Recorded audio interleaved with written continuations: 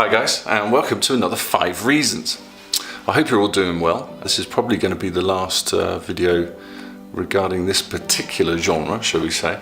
Hopefully this will allow me a bit more time now to focus on more detailed aspects of life in China. And I'm going to have a lot of time on my hands very soon to do just that. We've just finished our Ofsted inspections, if you like, at the university, which signifies the end of our semester, well, in another 2 or 3 weeks anyway, certainly the end of December. Now we get, I think it's about 6 to 8 weeks holiday. Fantastic. I mean, the last time I ever had a holiday that long was possibly when I was still in education myself. So exciting times. I'm really looking forward to this. I'm not really planning on going anywhere as such. Probably staying at home, just chilling out. Although I might actually be going to Hainan Dao, which is an island just off the very south tip of China, where it's sort of tropical weather there at the moment. So that'll be a nice change to this cold we're facing at the moment, or the impending cold coming, that's for sure. So anyway, without further ado, let's get on with it, and here we go. 5 reasons why I don't love China. Now, number 1 is corruption, which is a pretty obvious one and most of us know all about this, what's going on here in China. It is an abuse of power, it's very unfair, it's incredibly frustrating for most people here. However, I have to say there's kind of a double-edged sword actually. Although, as I'm going to say, on the whole, corruption is bad. No one wants it, right? We have abuses of this in just about every other country going, but obviously China is well renowned for it. A case in point, one of my friends, he now lives in another part of China, but he was working for a school. Your working visa is primarily attached to one school, and you're not allowed to work for any other schools at the same time. However, a lot of people do this anyway. It's pretty common practice. As long as you're careful about it, you'll be fine. However, he was quite unlucky. He was caught, and he was going to get deported.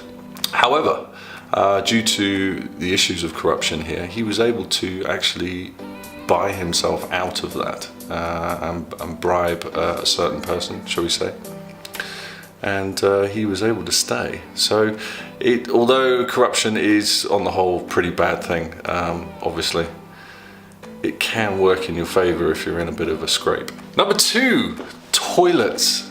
Jesus Christ, the toilets in China, everyone knows about this too. Now, obviously, we don't have, very rare to see any kind of Western toilets here, as we're all used to. You will find them in McDonald's? No, you won't find them at McDonald's. Starbucks, you'll find them. Starbucks has been a bit of a lifesaver for me from time to time, for sure, for most foreigners.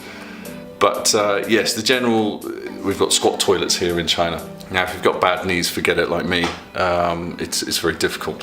Most apartments that you live in, well, all of them, will have Western style toilets, but it's all sort of restaurants and sort of public spaces and places like this where you'll see the squat toilets. They're pretty bad. You'll very rarely see any toilet that is particularly clean, and you have to be a little bit careful. You need a bit of a strong stomach. Okay, moving on to number 3. Now, this is a personal hygiene gripe I have with the Chinese. We have showering, hand washing, and bad breath. Now, Chinese probably only shower once a week. I don't really notice people walking around stinking to high heaven. I know for a fact that if I showered just once a week, I certainly would. Jesus Christ. I don't know if it's because they don't sweat very much. I have no idea, but if they're telling the truth, maybe they only need to shower once a week. However, it doesn't really sit well with me, for sure. Hand washing. No one washes their hands. Very rarely do you see anyone washing their hands when they leave the bathroom. This is why it's so important in China that you must wash your own hands many, many times, or as often as you can. You're shaking hands with people, you're going in and out of doors, using door handles and everything else. If you're someone who bites your nails, Jesus Christ, just be prepared to get sick. a lot. So keep your hands away from your face, keep your hands away from your mouth especially. Last year I picked up a pretty nasty staphylococcal infection, and it was pretty serious actually. I ended up having to go to hospital and be put on a massive dose of penicillin. I had to go, fortunately I wasn't admitted, but I had to go every morning to have an IV drip of penicillin for a week, and then followed up with another 2 weeks of oral antibiotics, which still didn't quite clear it up, although it seemed to clear up over a period of time. So all in all, I think it took me a good sort of 4 to 6 months to properly recover from this staph infection, and I think I must have picked it up from one of the kids or whatever. But it's pretty serious stuff. You can get seriously ill here, and you need to be really careful. Bad breath. Oh my God, some people have got some serious bad breath here. So bad, in fact, that you don't need to be actually particularly close to them to have a conversation. You could be 6 feet away and you can smell it. It's pretty atrocious. I don't know what's going on. They don't particularly have any sort of bad dental health issues as far as I'm aware. Their teeth, a lot of people's teeth look, they're not too bad. I mean, you do get the odd anecdotal case, obviously, where you got people with black teeth.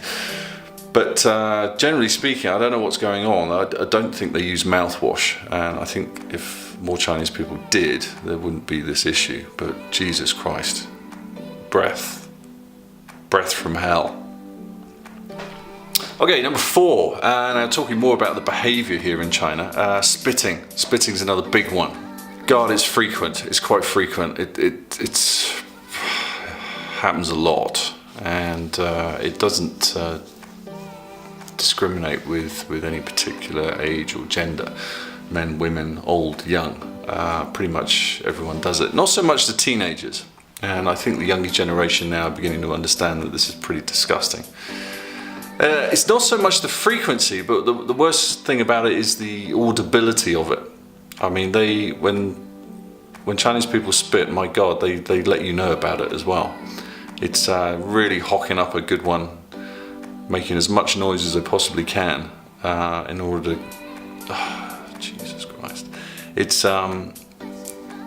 gets to you.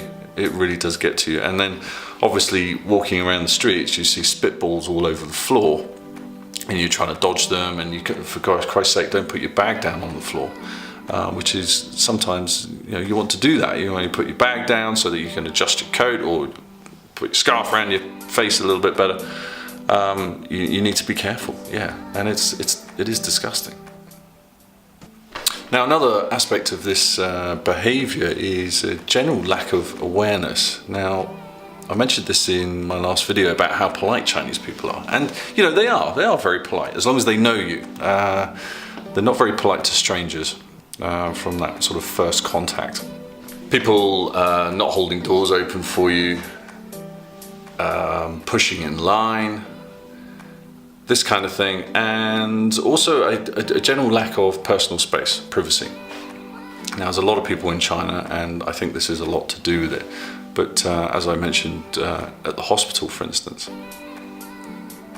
when I was being seen by the consultant, because there's quite a few people waiting to be seen by the very same consultant, they're in the room with you. You've got the part of the queue is actually inside the consultation room, and you've got half a dozen people leering at you. And I think this is more to do with the fact that I'm a foreigner and that I'm quite exotic in their eyes on that basis. And it's pretty disconcerting when you're being examined by a doctor and you've got half a dozen members of the public watching as this is going on, and you can't really do much about it. You just got to suck it up and get on with it.